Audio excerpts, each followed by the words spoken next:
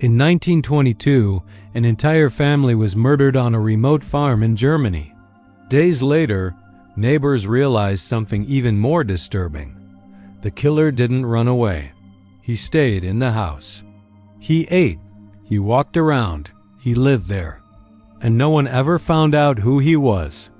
This is the story of Hinterkaifeck, one of the most terrifying unsolved crimes in history.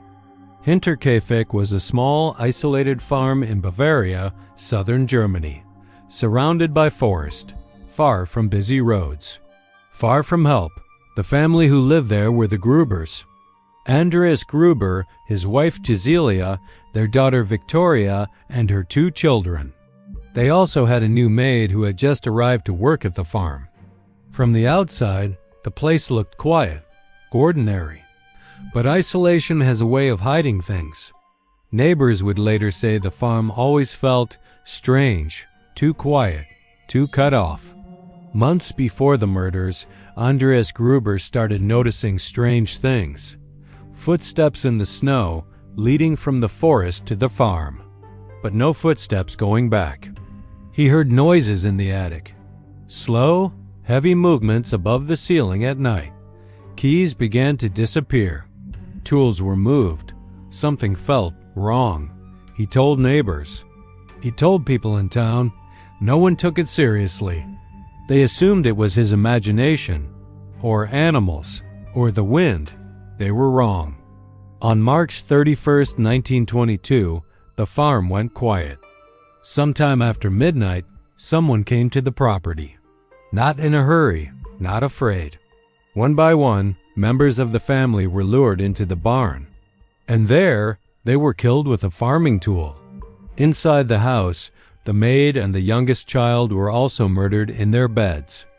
Each victim was attacked while sleeping, with the blunt side of an axe. There was no sign of a struggle. No screams anyone could prove they heard. Just silence. For days, no one heard from the family. The mail piled up. The animals were still being fed. That's what confused the neighbors. Someone was still there. When people finally went to investigate, they found the bodies. 6 victims, hidden, stacked, and inside the house, signs of something even worse. Food had been eaten. Beds had been used. The killer had stayed, lived there, after the murders. The crime scene was a disaster. Crowds walked through the house.